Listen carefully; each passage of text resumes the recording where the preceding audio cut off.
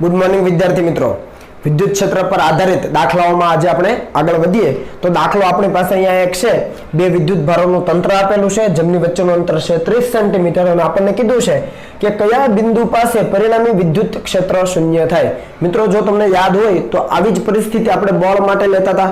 બે વિદ્યુત ભારો આપેલા હોય અને આપણને સવાલ આપેલો હતો કે કયા બિંદુએ આપેલા વિદ્યુત ભાર પરનું પરિણામી બળ શૂન્ય થાય, બરાબર છે। કયા અંતરે વિદ્યુત ભારને મૂકીએ તો એના પરનું પરિણામી બળ શૂન્ય થાય એ આપણે શોધતા હતા। તો એની અંદર આપણને કન્ડિશન ખ્યાલ હતી। શું કન્ડિશન હતી? તો આપણને એ વસ્તુ ખબર હતી કે જો આપેલા બંને વિદ્યુત ભારો સજાતીય હોય તો જે બિંદુ છે ક્યાં આવશે? બંને વિદ્યુત ભારોને જોડતી રેખા પર વચ્ચે આવશે, મધ્યમાં, કે જે બિંદુ પાસે પરિણામી બળ શૂન્ય થાય। અથવા જો બંને વિજાતીય હોય તો એ જે બિંદુ હતું કે જેના પરનું પરિણામી બળ શૂન્ય થવાનું એ બંને વિદ્યુત ભારને જોડતી રેખાની બહાર તરફ આવશે, ટૂંકમાં બંને વિદ્યુત ભારની વચ્ચે નહીં, ક્યાં તો જમણી તરફ ક્યાં તો ડાબી તરફ। અને આપણે એ પણ કીધેલું કે નાના મૂલ્યના વિદ્યુત ભારની નજીક હોય તો નાના મૂલ્યનો જે પણ વિદ્યુત ભાર હોય એની નજીક એ બળ શૂન્ય થાય। આવું વસ્તુ યાદ છે તમને? સેમ વસ્તુ વિદ્યુત ક્ષેત્ર માટે, કારણ કે વિદ્યુત ક્ષેત્ર એક પ્રકારનું બળ જ છે, એકમ ધન વિદ્યુત ભાર પર લાગતું બળ, બરાબર। તો અહીંયા એવું પૂછ્યું છે કયા બિંદુ પાસે પરિણામી વિદ્યુત ક્ષેત્ર શૂન્ય થાય, તો ફરીથી એ જ લોજિક આપણે લગાવવાનું કે જો બંને વિદ્યુત ભારો સજાતીય હોય તો વિદ્યુત ક્ષેત્ર ક્યાં શૂન્ય થશે? તો કે બંનેને જોડતી રેખા પર કોઈ પણ બિંદુએ થશે, બરાબર છે, વચ્ચેના વિભાગમાં। જો બંને વિજાતીય હોય તો પરિણામી વિદ્યુત ક્ષેત્ર છે એ બંને વિદ્યુત ભારથી બહારના વિસ્તારમાં અને નાના મૂલ્યના વિદ્યુત ભારની નજીક છે એ શૂન્ય થાય, બરાબર। તો આ લોજિકને આપણે યાદ રાખીએ મિત્રો અને આગળ વધીએ। તો અહીંયા તમે જોઈ શકો છો કે બંને વિદ્યુત ભારો છે એ સજાતીય છે, બરાબર છે। એટલે જો લોજિકલી આપણે વિચારવા જઈએ તો અહીંયાથી આપણે ઉપરનું કોઈ બિંદુ લઈએ, સપોઝ રેન્ડમ કોઈ બિંદુ લઈએ, પી બિંદુ, તો આ પી બિંદુ પાસે 8q ના કારણે વિદ્યુત ક્ષેત્ર ક્યાં હોય? તો કે બંનેને જોડતી રેખા પર દૂર તરફ, જસ્ટ ખાલી સમજ મેળવીએ। 2q ના લીધે પી બિંદુ પાસે પરિણામી વિદ્યુત ક્ષેત્ર ક્યાં હોય? તો કે આ દિશામાં હોય, બરાબર છે। આ છે એ 2q ના કારણે છે, E2q, અને આ કોના કારણે છે? તો કે આ 8q ના કારણે છે। 2q ના કારણે દૂર તરફ, 8q ના કારણે દૂર તરફ। તો આપણે જોઈ શકીએ કે પરિણામી વિદ્યુત ક્ષેત્ર છે એ ક્યાં હશે? તો સબાચનો આપણે નિયમ મુજબ આપણે જો ગણતરી કરીએ તો પરિણામી વિદ્યુત ક્ષેત્ર છે એ ઉપર તરફ મળે, સેમ।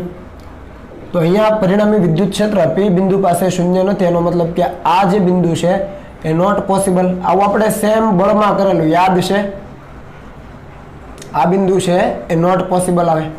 એવી જ રીતે મિત્રો નીચે તરફ વાત કરો તો નીચે તરફ કોઈ બિંદુ પી હોય તો એ બિંદુ પોસિબલ છે લેવું, કેમ કે ત્યાં તમે જુઓ તો આ બિંદુ પાસે આના કારણે ક્યાં હોય? દૂર તરફ। 8q ના કારણે ક્યાં હોય? આ તરફ। તો આ રીતે જો વિદ્યુત ક્ષેત્ર હોય તો પરિણામી નીચે થાય, ત્યાં પણ પરિણામી વિદ્યુત ક્ષેત્ર શૂન્ય થતું નથી, કંઈક મૂલ્ય મળે છે, તો એ બિંદુ પણ શક્ય નથી। એટલે બંને વિદ્યુત ભારને જોડતી રેખા પર ઉપર કે નીચે એવું કોઈ બિંદુ શક્ય નથી કે જ્યાં પરિણામી વિદ્યુત ક્ષેત્ર શૂન્ય થાય। આવી જ વાત સેમ બળમાં કરેલી હતી, ઓકે। ચાલો આવી જઈએ આપણે બંને વિદ્યુત ભારોને જોડતી રેખા પર। તો અહીંયા આવી જાઓ, આ જોડતી રેખા છે, ધારો લો કે આ બિંદુ પાસે વિચાર કરીએ તો આ બિંદુ પાસે 8q ના કારણે બળ ક્યાં લાગે? તો આ તરફ લાગે, તો વિદ્યુત ક્ષેત્ર કઈ બાજુ હોય? તો કે જમણી તરફ હોય, બળ જે બાજુ લાગે એ બાજુ વિદ્યુત ક્ષેત્ર।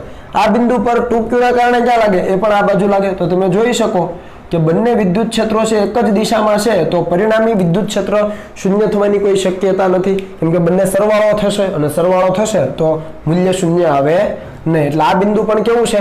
તો આપણે અહીંયા કહી શકીએ કે નોટ પોસિબલ। આ વસ્તુ તમે ડાયરેક્ટ જાણો છો તો બહુ સારી વાત છે, નહીં તો હું તમને એક્સપ્લેન કરું છું કે શા માટે આ બિંદુઓ પોસિબલ નથી, જેને સમજ નથી અત્યારે પડતી એ વિદ્યાર્થી મિત્રો માટે, બરાબર। આ 2q ની ડાબી બાજુ જઈએ તો અહીંયા પણ એ જ પરિસ્થિતિ જુઓ, આ બિંદુ પાસે 2q ના કારણે વિદ્યુત ક્ષેત્ર આ બાજુ હોય તો આપણે લખી શકીએ E2q। 8q ના કારણે આ બિંદુ પાસે ડાબી તરફ હોય તો આપણે લખી શકીએ E8q। ફરીથી જુઓ, બંનેના કારણે વિદ્યુત ક્ષેત્રો એક જ દિશામાં, તો પરિણામી વિદ્યુત ક્ષેત્ર શૂન્ય થાય નહીં, અને એ કારણથી આ બિંદુ પણ કેવું છે? Not possible. હવે તમને ખ્યાલ આવી ગયો છે કે હવે આ બિંદુઓ છે ત્યાં વિદ્યુત ક્ષેત્ર શૂન્ય થતું નથી, એટલે આપણે નવું બિંદુ વિચારવું પડે। એ ક્યાં વિચારવું પડે? તો કે બંનેને જોડતી રેખા પર। હવે લોજિક ક્લિયર થાય છે। હવે બંનેને જોડતી રેખા પર તમે વિચારો, ધારો લો કે આ પી બિંદુ અહીંયા લઈએ તો આ પી બિંદુ પર 2q ના કારણે વિદ્યુત ક્ષેત્ર ક્યાં? તો કે આ તરફ, E2q। પી બિંદુ પર 8q ના કારણે વિદ્યુત ક્ષેત્ર ક્યાં? તો કે એ ડાબી તરફ, E8q। હવે જુઓ બંને વિરુદ્ધ દિશામાં થાય છે હવે જો એના મૂલ્યો સમાન થઈ જાય, કેમ કે દિશા તો પરસ્પર વિરુદ્ધ થઈ જ ગઈ છે, હવે જો બંનેના મૂલ્યો P બિંદુ પાસે સમાન થઈ જાય તો પરિણામી વિદ્યુત ક્ષેત્ર કેવું થઈ જાય? શૂન્ય થઈ જાય. ઓકે, તો આ જ લોજિક હતું કે જો બંને સજાતીય વિદ્યુત ભારો છે એટલે કે બંને ધન છે અથવા બંને ઋણ છે, તો ત્રીજો વિદ્યુત ભાર અથવા બિંદુ ક્યાં મળે? તો કે બંનેને જોડતી રેખા પર મધ્યમાં કંઈક કોઈ જગ્યાએ મળે, તો એ બિંદુ આપણને અહીંયા મળી જાય છે. જે બળમાં લોજિક હતું મિત્રો, સેમ ટુ સેમ વિદ્યુત ક્ષેત્ર માટે. કેમ? કારણ કે વિદ્યુત ક્ષેત્ર એક પ્રકારનું બળ જ છે, એકમ ધન વિદ્યુત ભાર પર લાગતું બળ. ક્લિયર થાય છે? ઓકે, ચાલો. તો હવે આ P બિંદુ પાસે વિદ્યુત ક્ષેત્ર શૂન્ય થવાની સંભાવના છે, તો આપણે ધારી લઈએ કે આ P બિંદુ છે એ નાના મૂલ્યના વિદ્યુત ભારથી x અંતરે છે.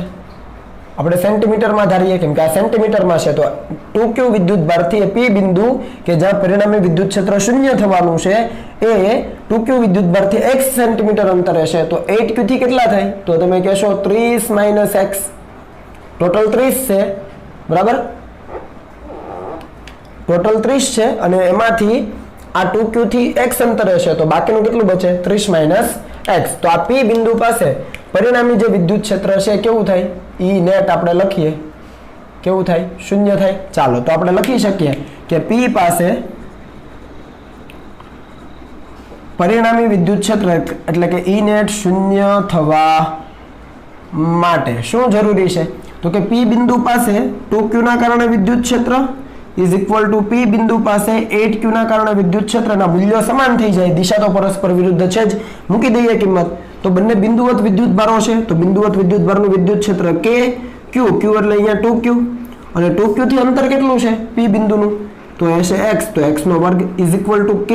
વિદ્યુત ભાર કેટલો? તો કે હવે 8q અને છેદમાં એનો અંતર કેટલું છે? તો એ છે 30 - x નો વર્ગ kq/r², kq/r² મુજબ. ચાલો, શું કેન્સલ થાય? સ્પીડ કરો, k q કેન્સલ, અહીંયા 2 અને ભાગાકાર કરો 8 નો, 8 + 2 એટલે 4 બચે. તો આ 4 ને એઝ ઇટ ઇઝ રહેવા દઈએ. આ 30 - x ને અહીંયા લઈ આવીએ તો એક સ્ટેપ કાપું, ધ્યાન આપજો. આવી રીતે લખાય 30 - x, એનો તો સ્ક્વેર છે જ, અહીંયા x છે તો એનો પણ સ્ક્વેર આખાનો કોમન કરી દઈએ. જુઓ 30 - x નો સ્ક્વેર અહીંયા લઈ આવ્યા અને સ્ક્વેર આખાનો કરી દીધો, તો 30 - x છેદમાં x આખાનો સ્ક્વેર ઇઝ ઇક્વલ ટુ 4 બચે.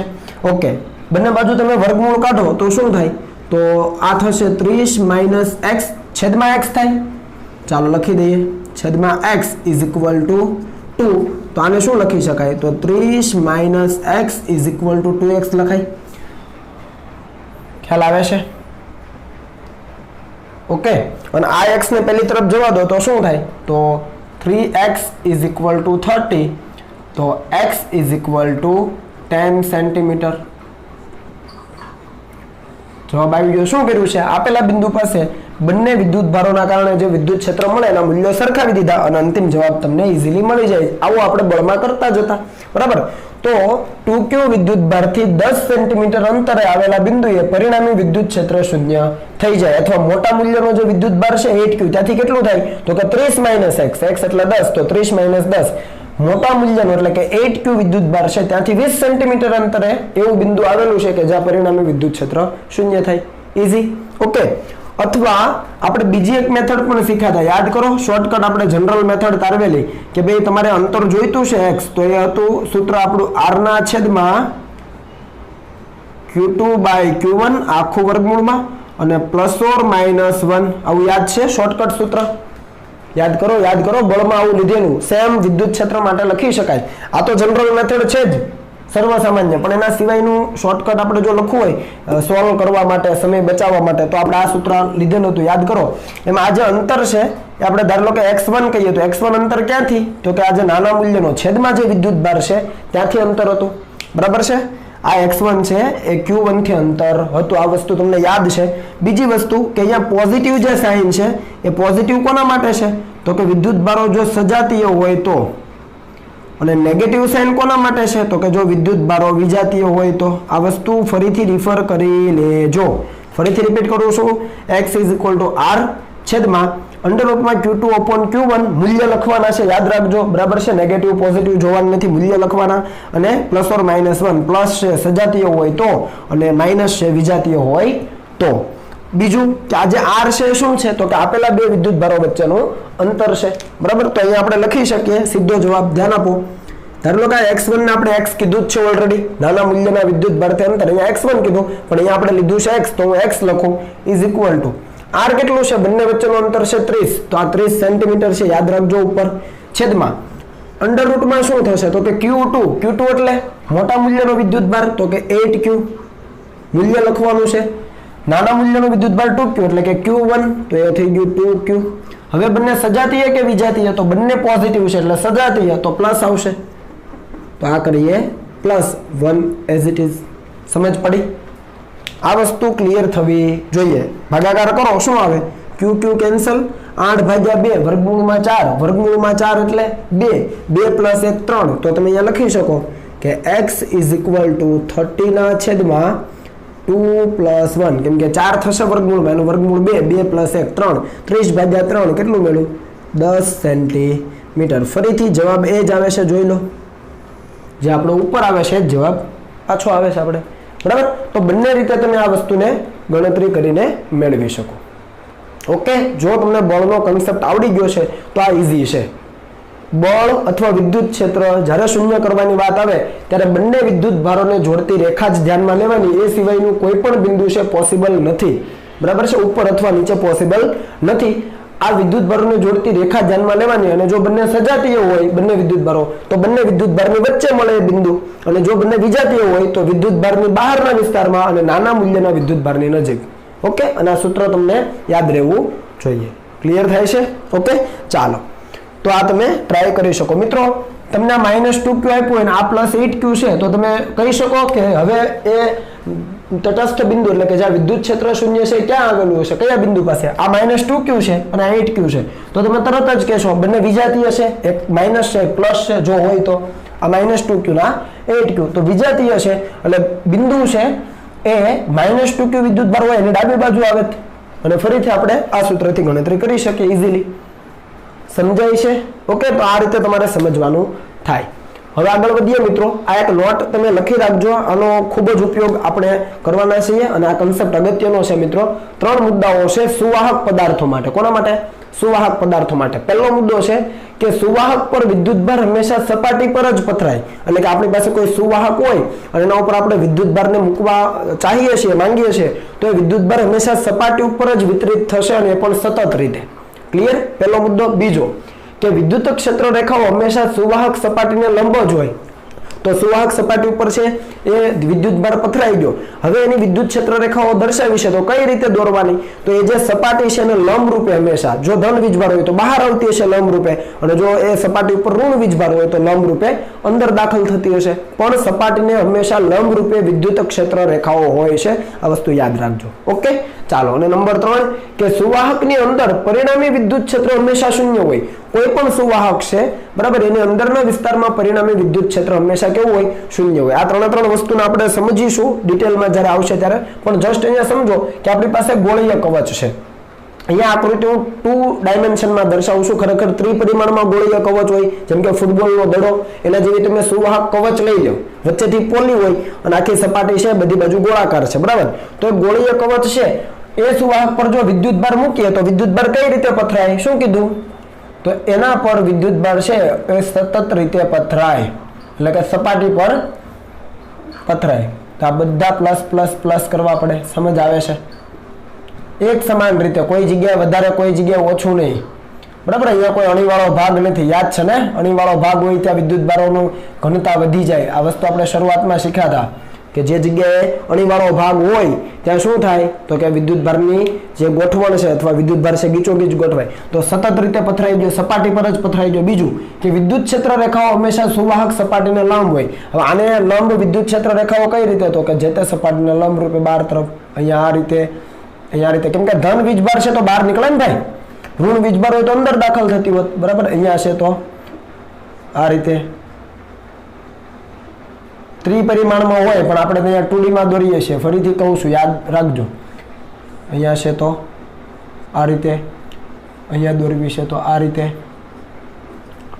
અહીંયા દોરવી છે તો આ રીતે, અને અહીંયા એવી રીતે બનાવીએ તો આ રીતે આવી રીતે ત્રિપરિમાણમાં હોય અત્યારે 2D માં બનાવી છે ધન વીજભાર છે એટલે બહાર નીકળે છે બધી બાજુ જો ઋણ હોત તો બધી અંદર દાખલ થતી હોત બરાબર લંબ રૂપે છે જોઈ લો જે તે બિંદુ પાસે લંબ રૂપે તમે સ્પર્શક બનાવો તો એને લંબ થાય અહીંયા સ્પર્શક બનાવો લંબ અહીંયા સ્પર્શક બનાવો તો લંબ ખ્યાલ આવે જે તે બિંદુ પાસે સ્પર્શક બનાવી દો એટલે લંબ રૂપે મળે અને ત્રીજું કે સુવાહકની અંદર પરિણામી વિદ્યુત ક્ષેત્ર શૂન્ય હોય છે એટલે આ જે કવચ છે એની વચ્ચેનો જે પોલો ભાગ છે ત્યાં ઈ નેટ પરિણામી વિદ્યુત ક્ષેત્ર કેવું હોય શૂન્ય હોય ક્લિયર તો આ ત્રણ મુદ્દાઓને ખાસ યાદ રાખવાના આ તો કોઈ ચોક્કસ આકાર છે શેપ છે પણ ધારી લો કે કોઈ અચોક્કસ આકાર છે રેન્ડમ શેપ લઈએ રેન્ડમ શેપનો સુવાહક આપેલો છે અને રેન્ડમ શેપ છે ફરીથી એના પર જો તમે વિદ્યુતભાર મૂકો તો વિદ્યુતભાર છે સપાટી પર પથરાય હવે અહીંયા સતત રીતે નહીં પથરાય ખ્યાલ આવે છે ને ખ્યાલ આવે છે અહીંયા સતત રીતે નહીં પથરાય જ્યાં અણીવાળો ભાગ હશે ત્યાં વધારે આવશે પણ જસ્ટ સમજો કે સપાટી ઉપર તો પથરાવાનો જ કે અંદર તો જતો નથી રહેવાનો જ્યાં અણીવાળો ભાગ આવવાની તૈયારી હોય ત્યાં વધારે ગીચોગીચ રહેવાનો પ્રયત્ન કરે આ વસ્તુ આપણે શીખ્યા છીએ પણ સમજવાનું એ છે કે સપાટી પર જ પથરાય અંદર ક્યાંય નહીં સપાટી ઉપર આવી ગયો વિદ્યુતભાર ઓકે ચાલો આ એક મુદ્દો પૂરો થયો બીજો શું કહે છે બીજો મુદ્દો કહે છે કે વિદ્યુત ક્ષેત્ર રેખા હંમેશા સુવાહક સપાટીને લંબ હોય હવે તમે આ બિંદુ પાસે દોરવા માંગો છો વિદ્યુત ક્ષેત્ર રેખા તો ત્યાં તમે સ્પર્શક બનાવો તો એને લંબ રૂપે ક્યાં આ ધન વીજભાર છે તો બહાર નીકળશે અહીંયા ક્યાં તો અહીંયા છે આ રીતે આવે લંબ જ દોરવાનો ધ્યાન રાખજો જે તે બિંદુ પાસે લંબ દોરવા પ્રયત્ન કરવાનો ધારો કે આ બિંદુ પાસે કહું છું તો આ બિંદુ પાસે ક્યાં હોય તો કે સપાટીને લંબ રૂપે આ બિંદુ પાસે ક્યાં હોય તો કે સપાટીને લંબ રૂપે આ બિંદુ પાસે ક્યાં હોય તો સપાટીને લંબ રૂપે બહાર તરફ બરાબર છે ક્લિયર થાય છે આ વસ્તુ ઓકે ચાલો હવે હું એમ કહું કે આ બિંદુ પાસે ક્યાં હોય તો સપાટીને લંબ રૂપે અહીંયા તો કે સપાટીને લંબ રૂપે અહીંયા સપાટીને લંબ રૂપે આ બિંદુ પાસે સપાટીને લંબ રૂપે અહીંયા તો અહીંયા તમે જોઈ શકો કે સપાટીને લંબ રૂપે ચાલો બીજું કોઈ એક બિંદુ લઈ અહીંયા સપાટીને લંબ રૂપે ચાલો અહીંયા તો અહીંયા તમે કહેશો કે આ સપાટીને દોરેલો લંબ અને આ લંબ રૂપે અહીંયા સપાટીને દોરેલો ખ્યાલ આવે છે એટલે જે પણ રીતે તમે વિદ્યુત ક્ષેત્ર રેખા તમને માંગી છે પણ સપાટીને લંબ રૂપે હોવી જોઈએ જે તે બિંદુ પાસે નાનકડો સ્પર્શક ધારી લો મનમાં અને ત્યાંથી લંબ બનાવી દો તો આ વિદ્યુત ક્ષેત્ર રેખા તમારી બની જાય અને એની અંદર પરિણામી વિદ્યુત ક્ષેત્ર શૂન્ય હોય એટલે આપણે જો અહીંયા લખ્યું એ રીતે અહીંયા તે સુવાહકની અંદર જ્યાં બખોલ કહેવાય આને કેવિટી આવશે આપણે ભણીશું ત્યારે ત્યાં વિદ્યુત ક્ષેત્ર પરિણામી કેવું હોય અંદરના વિસ્તારમાં શૂન્ય હોય ઓકે તો આ ખૂબ અગત્યનો કન્સેપ્ટ છે નોંધ કરી રાખજો મિત્રો આનો ઉપયોગ આપણે આગળ કરવાના છે ચાલો આગળ વધીએ તો આપણી પાસે હવે નવો કન્સેપ્ટ છે જેની અંદર આપણે વાત કરવી છે વિદ્યુત ક્ષેત્ર અને અંતરના આલેખો બનાવવાની બરાબર કોઈ પણ પદાર્થ છે અથવા વિદ્યુતભાર છે એનું વિદ્યુત ક્ષેત્ર જે છે એ અંતર સાથે કઈ રીતે બદલાય છે અને આલેખો આપણે બનાવીએ તો અહીંયા આપણી પાસે આકૃતિઓ છે જેમાં મેં એક પોઝિટિવ વીજભાર લીધો છે બીજામાં નેગેટિવ વીજભાર લીધો છે અને આપણને એનું વિદ્યુત ક્ષેત્ર અને અંતરનો આલેખ બનાવવો છે મિત્રો આ બિંદુવત વિદ્યુતભારો છે તો વિદ્યુતભાર માટે આપણે વિદ્યુત ક્ષેત્રનું સૂત્ર જાણીએ છીએ મૂલ્યની વાત કરીએ માત્ર કે કે ક્યુ અપોન આર સ્ક્વેર જ્યાં કે અચળ છે બરાબર છે જો ક્યુ નું મૂલ્ય વધે તો વિદ્યુત ક્ષેત્રનું મૂલ્ય વધે ક્યુ નું મૂલ્ય ઘટે તો વિદ્યુત ક્ષેત્રનું મૂલ્ય ઘટે અને એ જ રીતે અંતર ઘટે તો ક્ષેત્ર વધે મૂલ્યમાં અંતર ઘટે તો ક્ષેત્રનું મૂલ્ય વધે અને અંતર વધે તો ક્ષેત્રનું મૂલ્ય ઘટે કેમ કે વ્યસ્ત પ્રમાણ છે પાછો આ સ્ક્વેર છે બરાબર તો આ જે વિદ્યુત ક્ષેત્ર છે આર સાથે કઈ રીતે બદલાય છે એ આપણે જોવાનું છે તો આપણે અહીંયા આવી જઈએ કે પ્લસ ક્યુ વિદ્યુતભાર છે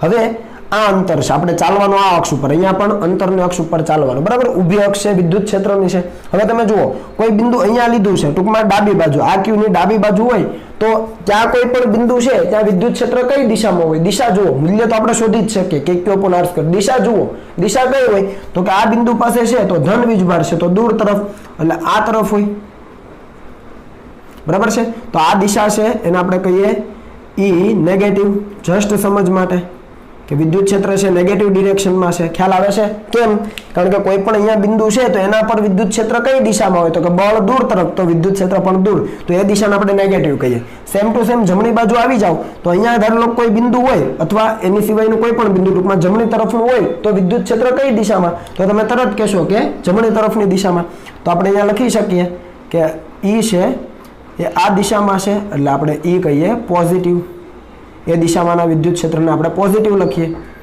ખ્યાલ આવે છે આ વસ્તુ ક્લિયર? તો આ રીતે કમ્પ્લીટ થઈ ગયું. આપણે થોડું આને નાનું બનાવીએ એટલે તમને સમજાય. બરાબર છે? ઈ નેગેટિવ. ચાલો, આ દિશામાં છે એટલે નેગેટિવ, પહેલી દિશામાં, આ બિંદુ પાસે પહેલી દિશામાં તો પોઝિટિવ. હવે આનો ગ્રાફ કઈ રીતે બનાવવો? તો તમે ઓલરેડી જાણો છો કે જેમ વિદ્યુતભારની નજીક આવતો જશે એમ અંતર કેવું થતું જશે? ઘટતું જશે. ધારો કે અહીંયા કોઈ નજીક બિંદુ મૂક્યું એટલે આર કેવું થઈ ગયું? ઓછું. આર ઓછું થઈ ગયું એનો મતલબ કે વિદ્યુત ક્ષેત્ર ઘણું બધું વધી ગયું, કેમ કે વ્યસ્ત પ્રમાણ છે. આર ઓછું તો વિદ્યુત ક્ષેત્રનું મૂલ્ય વધી ગયું. આ સૂત્રને આધારે જ આગળ જઈશ તો અંતર ઓછું તો મૂલ્ય ઘણું વધી ગયું. તો આ બિંદુ ક્યાં છે? તો કે જમણી તરફ છે. તો એના માટે જો ગ્રાફ બનાવવો હોય તો પોઝિટિવ વિદ્યુત ક્ષેત્ર વધારે છે, તો નજીકમાં પોઝિટિવ વિદ્યુત ક્ષેત્ર વધારે, ને જેમ જેમ દૂર જઈએ એમ કેવું થતું જાય? તો કે ઘટતું જાય. તો આ રીતનો કંઈક ગ્રાફ આવે. ખ્યાલ આવે છે? જુઓ, વિદ્યુતભારની નજીક છે તો પોઝિટિવ મૂલ્ય વધારે, મહત્તમ. સાવ નજીક આવું તો પોઝિટિવ મૂલ્ય મહત્તમ, તો પોઝિટિવમાં છે. અને જેમ જેમ દૂર જઈએ એમ વિદ્યુત ક્ષેત્ર ઘટતું જાય. સુરેખા નહીં આવે કેમ કે બંને ઘાત સમાન નથી. બરાબર છે? એટલે એક આ છે r² મુજબ બદલાય છે, 1/r² મુજબ વિદ્યુત ક્ષેત્ર બદલાય છે. તો આ 1/r² મુજબ ગ્રાફ આવો આવે. ક્લિયર થાય છે? એવી જ રીતે આ બાજુ આવો તો તમે જોઈ શકો કે જો વિદ્યુતભારની નજીકનું કોઈ બિંદુ લઈએ તો શું થાય? તો કે વિદ્યુત ક્ષેત્ર છે મહત્તમ હોય, પણ કેવું મહત્તમ? ઋણ મહત્તમ. તો હવે ગ્રાફ આમ નહીં આવે કેમ કે આ તો ધન માટે છે, અક્ષની ઉપર તો ધન માટે હોય, આ તો ઋણ મહત્તમની વાત થઈ નજીક માટે. તો ગ્રાફ કંઈક આવો આવે. ખ્યાલ આવે છે? જેવો આપણે ઉપર બનાવ્યો સેમ એવો ગ્રાફ અહીંયા નીચે બની શકે ખરો? જુઓ, ક્લિયર? આ ગ્રાફ છે એ અંતર જે છે એની અક્ષને ટચ નથી કરાવવાના કેમ કે અનંત સુધી ચાલ્યા કરશે, અનંત અંતરે મેચ થઈ જશે. અનંત અંતરે છે આ જે વિદ્યુત ક્ષેત્રનો ગ્રાફ છે એ અંતર સાથે ટચ થઈ જશે, પણ અત્યારે ટચ કરાવવાનો નથી. એ અંતરની અક્ષને સમાંતર ચાલશે. આ ગ્રાફ છે ઉપરના ચરણમાં નહીં જતો રહે, યાદ રાખજો. એવી જ રીતે આ ગ્રાફ છે નીચેના ચરણમાં નથી લાવવાનો.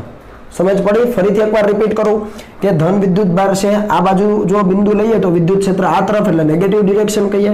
જમણી તરફનું કોઈ બિંદુ છે તો વિદ્યુત ક્ષેત્ર પહેલી તરફ તો એને પોઝિટિવ ડિરેક્શન કહીએ. તો જો વિદ્યુત ભારની નજીકથી શરૂ કરીએ તો વિદ્યુત ક્ષેત્રનું મૂલ્ય મહત્તમ હોય, ધન મહત્તમ. ત્યાંથી લઈને એ ઘટતું જાય અનંત અંતરે શૂન્ય થઈ જાય. એવી જ રીતે તમે આ બાજુ ડાબી બાજુના બિંદુનો વિચાર કરો તો ક્યુ વિદ્યુત ભારની નજીક હોય ત્યારે મહત્તમ પણ ઋણ મહત્તમ, તો નીચે તરફ ઋણ વિદ્યુત ક્ષેત્રના મૂલ્યો આવે. તો ઋણ મહત્તમ થી શરૂ થાય અને દૂર જાય એમ ઘટતું જાય. જુઓ, ક્લિયર થયું? ચાલો, આ સમજ પડી તો અહીંયા આવી જાવ. અહીંયા કયો? તો ચાલો સૌથી પહેલા આપણે લઈએ કે -q વિદ્યુતભાર છે. ધ્યાન આપજો, વિદ્યુતભાર કયો છે ખાસ જોવાનું. હવે જુઓ, આ -q વિદ્યુતભાર છે, ત્યાંથી ધારો કે આ બિંદુ લઈએ સપોઝ, તો એ બિંદુ પાસે વિદ્યુત ક્ષેત્ર કઈ દિશામાં? તો આ નેગેટિવ છે, અહીંયા તો એકમ ધન વિદ્યુતભાર મૂકવો પડે જે બિંદુ પાસે શોધવાનું હોય ત્યાં. તો બળ પહેલી તરફ તો વિદ્યુત ક્ષેત્ર પહેલી તરફ, એટલે આપણે અહીંયા લખીએ કે વિદ્યુત ક્ષેત્ર કેવું છે? બોલો, પોઝિટિવ. આ જે વિભાગ છે ડાબી બાજુનો એમાં કોઈ પણ બિંદુ પાસે વિદ્યુત ક્ષેત્રની દિશા ક્યાં? તો કે જમણી તરફ, તો કે પોઝિટિવ. આ વિસ્તારમાં વાત કરો, જમણી બાજુના વિસ્તારમાં કોઈ પણ બિંદુ લઈએ, કોઈ પણ બિંદુ, તો ત્યાં વિદ્યુત ક્ષેત્ર કઈ દિશામાં? તો કે આ તરફ, કેમ કે ઋણ વીજભાર છે. તો અહીંયા આપણે લખી શકીએ ઈ નેગેટિવ. આ વસ્તુ સમજ પડે છે? આના કરતા એક્ઝેક્ટ ઉલટું થઈ ગયું ત્યાં. હવે તમે મને કહો, ચાલો અહીંયા વિદ્યુતભારની ખૂબ નજીક હોય અહીંયા ડાબી બાજુ તો વિદ્યુત ક્ષેત્રનું મૂલ્ય વધારે હોય, પણ કયું વધારે? તો કે પોઝિટિવ મૂલ્ય વધારે હોય એનો મતલબ કે ગ્રાફ કેવો આવશે? સમજ આવે છે? ફરીથી આ બાજુ તમે વિદ્યુતભારની નજીક છો, -q ની નજીક, એનો મતલબ કે મૂલ્ય વધારે, પણ કયું મૂલ્ય વધારે? તો કે ધન મૂલ્ય વધારે. તો પોઝિટિવ છે ને અહીંયા, તો ધન મૂલ્યથી આવતા જાવ અને પછી ઘટતું જાય. એવી જ રીતે જમણી બાજુ વાત કરો તો વિદ્યુતભારની નજીક હોય ત્યારે કેવું થાય? તો કે મૂલ્ય વધારે, પણ કેવું મૂલ્ય વધારે? ધન કે ઋણ? તો કે ઋણ મૂલ્ય વધારે. બરાબર છે ને? ઋણ મૂલ્ય વધારે એનો મતલબ કે અહીંયાથી શરૂ કરવાનો ગ્રાફ આવી રીતે અને આમ ચાલે. સમજ આવે છે? બરાબર. મૂલ્ય કેવું છે એના આધારે તમારે ડિસાઈડ કરવાનું છે. અહીંયા પોઝિટિવ મૂલ્ય વધારે છે તો પછી ગ્રાફ નીચેથી શરૂ નહીં કરવું, એવું નહીં સમજતા કે ડાબી બાજુ છે નીચેથી શરૂ કરવાનું, એવું નહીં. મૂલ્ય કયું વધારે છે? તો કે આ બાજુ છે પોઝિટિવ મૂલ્ય વધારે હોય તો કે પોઝિટિવ થી પછી ઘટતું જાય. એવી જ રીતે આ બાજુ જમણી બાજુની વાત કરીએ તો નેગેટિવ મૂલ્ય વધારે છે તો નેગેટિવ બાજુ જવાનું. વિદ્યુત ક્ષેત્ર નીચે તરફ નેગેટિવ, ઉપર તરફ પોઝિટિવ છે તો ગ્રાફ આ રીતે આવે. ફરીથી રિપીટ કરું છું કે આ ગ્રાફ છે ને અંતરની અક્ષને ટચ કરીને બીજી બાજુ ક્રોસ કરીને લઈ નથી જવાના, યાદ રાખજો. ખ્યાલ આવે છે? અનંત અંતરે મેચ થઈ જશે, અનંત અંતરે વિદ્યુત ક્ષેત્ર શૂન્ય થઈ જાય. આર અનંત લ્યો તો એ શૂન્ય થઈ જાય, પણ અહીંયા એવું દર્શાવવાનું નથી. આ તો આપણે ટૂંકા અંતરો છે, અનંત અંતર તો દર્શાવી નથી શકતા. એનો મતલબ કે તમારે આ જે અંતરની અક્ષ છે એને સમાંતર ચલાવવાનું, બરાબર, ટચ નથી કરવાનું. ઓકે, તો આ છે ધન વિદ્યુત ભાર માટે E અને R નો આલેખ, આ છે ઋણ વિદ્યુત ભાર માટે E અને R નો આલેખ. મિત્રો જો તમને આ સિંગલ વિદ્યુત ભાર માટે આલેખ આવડી જાય છે તો હવે આપણે આગળ વાત કરવી છે વિદ્યુત ભારના તંત્ર માટે. ટૂંકમાં કોઈ પણ બે વિદ્યુત ભાર છે, સજાતીય પણ હોઈ શકે, વિજાતીય પણ હોઈ શકે, અને એના માટે વિદ્યુત ક્ષેત્ર અને અંતરના આલેખ કઈ રીતે બનાવી શકાય એની આપણે ચર્ચા કરવી છે. પણ એ પહેલા આ બોર્ડને તમે કોપી કરી લો.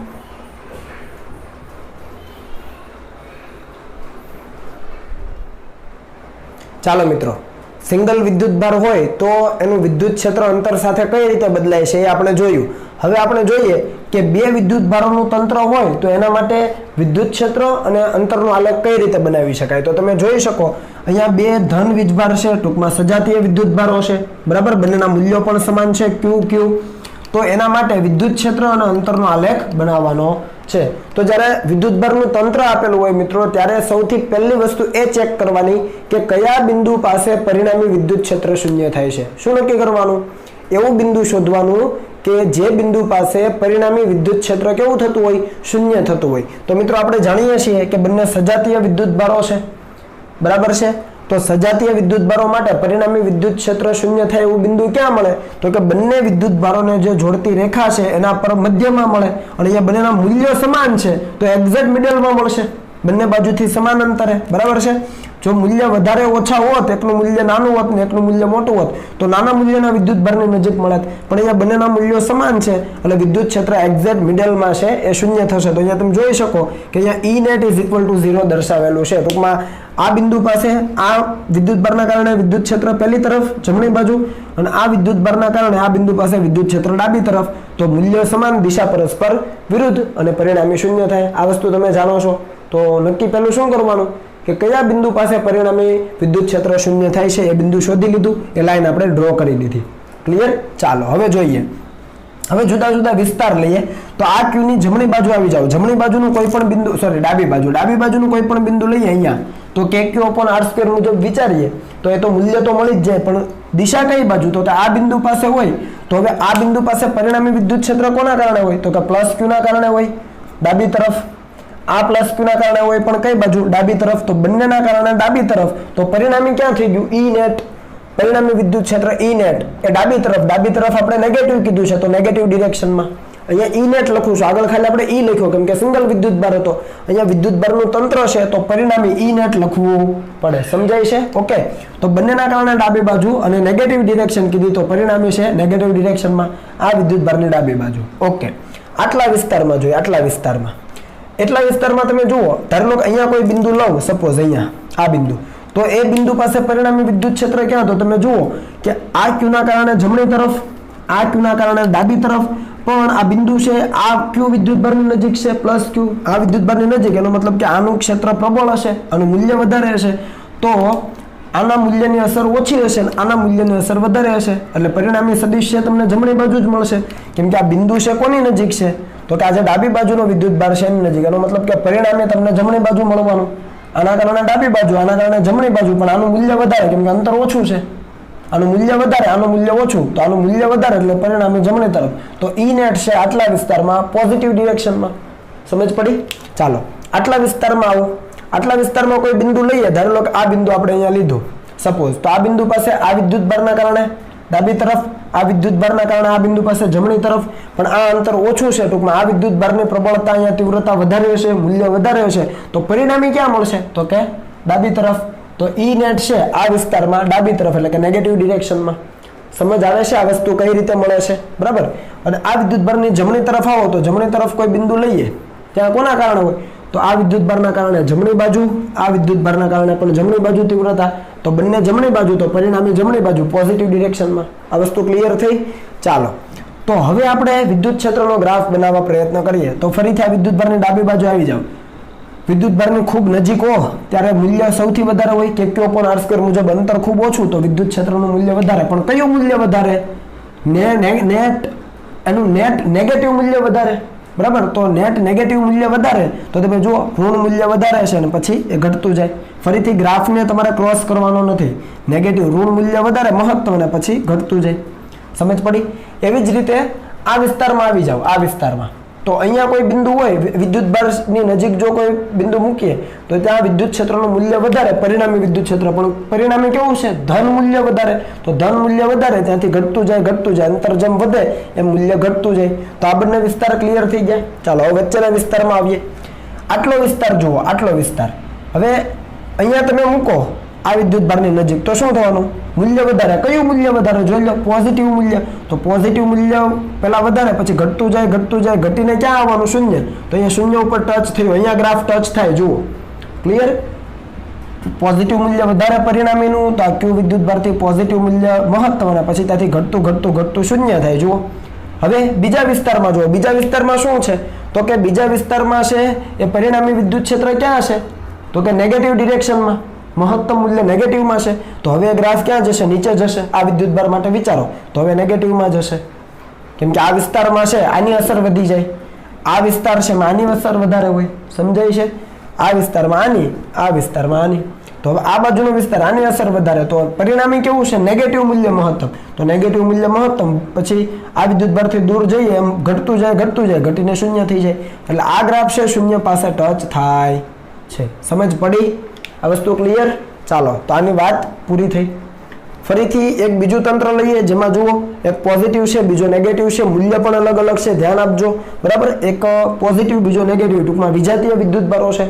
તો વિદ્યુત ભારનું તંત્ર હોય તો શું નક્કી કરવાનું? તો કે એવું બિંદુ કે જ્યાં પરિણામી વિદ્યુત ક્ષેત્ર શૂન્ય થાય. હવે બંને કેવા છે? વિજાતીય છે. વિજાતીય છે એનો મતલબ કે પરિણામી વિદ્યુત ક્ષેત્ર કયા બિંદુ પાસે શૂન્ય છે?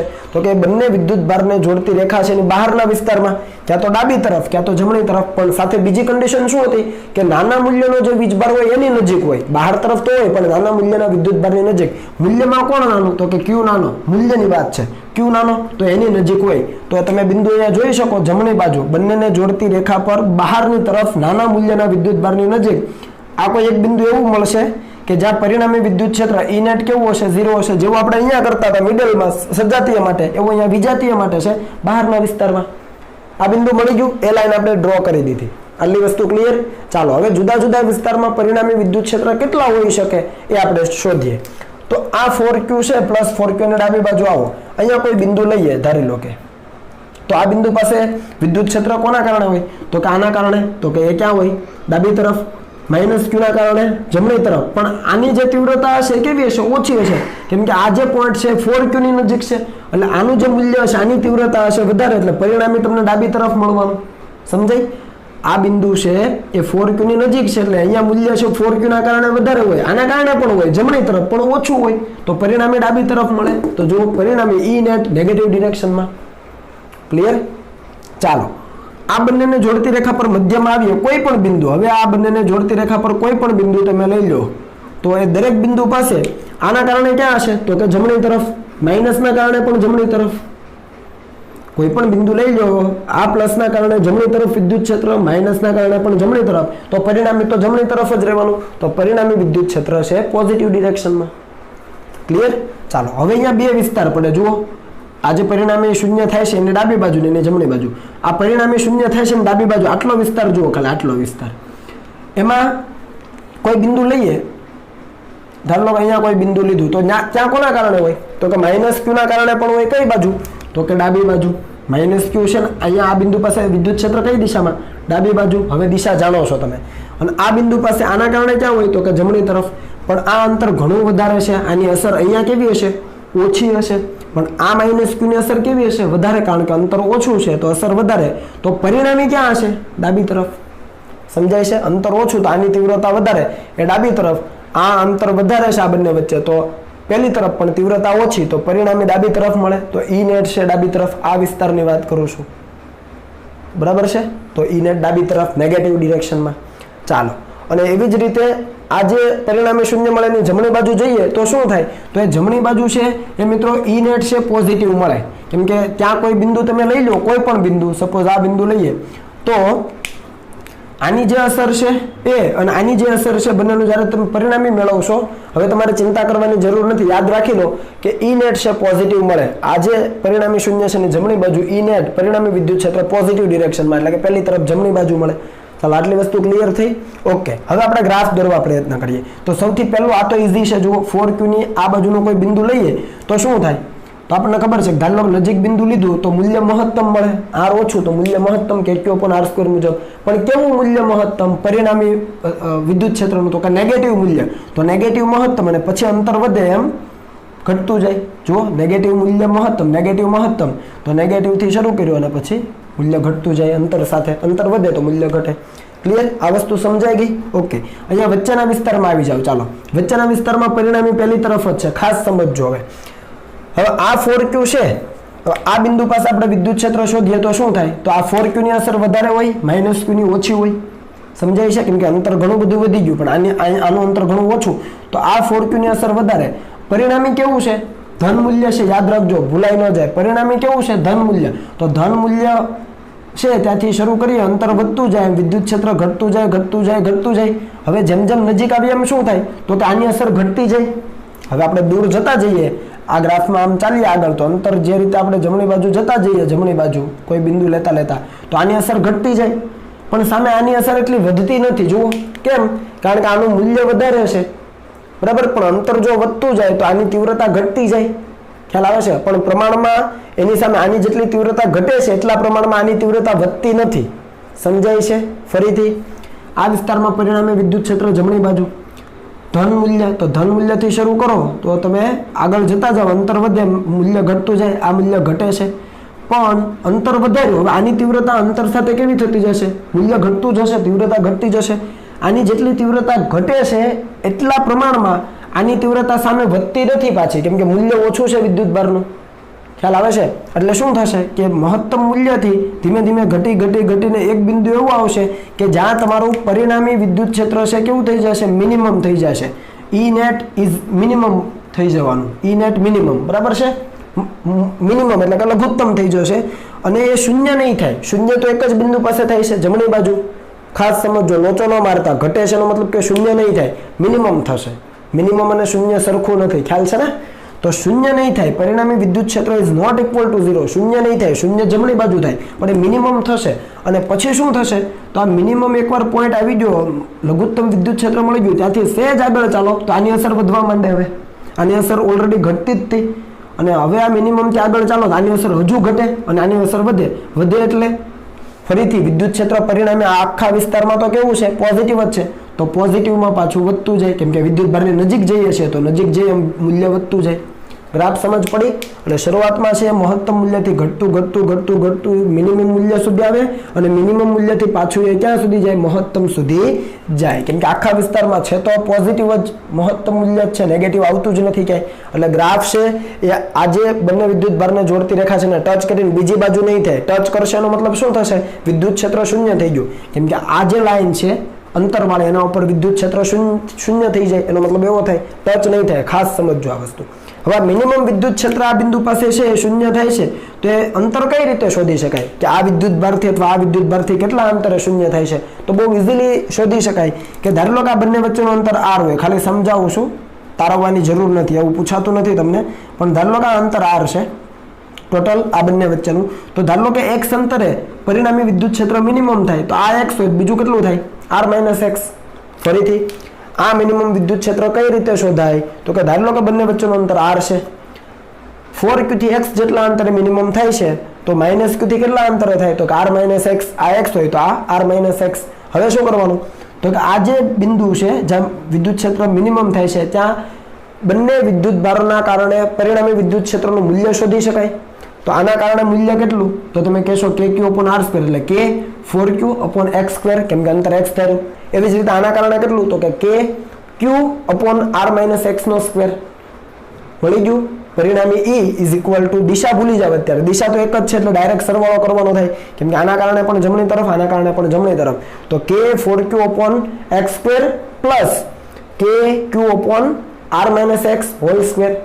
આ તમને મળી ગયું. હવે મિનિમમ છે કે મહત્તમ છે શોધવા માટે શું કરતા હતા? તો કે એ જે વિદ્યુત ક્ષેત્ર મળે છે એનું પ્રથમ વિકલન શૂન્ય થવું જોઈએ. કોની સાપેક્ષે? તો કે અહીંયા આપણે અંતર લઈએ છીએ, અંતરની સાપેક્ષે, એટલે dE/dx ઇઝ ઇક્વલ ટુ 0 કરવાનું. વિકલન લો અને એના ઉપરથી તમે x નો જવાબ મેળવી લો. x નો જવાબ તમને જે મળે એટલા અંતરે, એટલે કે આ 4q થી x જેટલા અંતર હતું તો x જેટલા અંતરે પરિણામી વિદ્યુત ક્ષેત્ર મિનિમમ થાય. સમજ પડી? આ રીતે તમે શોધી શકો પણ જરૂર નથી. ઓકે, આ ગ્રાફ સમજ પડી ગઈ છે? ક્લિયર? ચાલો હવે આગળ વધીએ.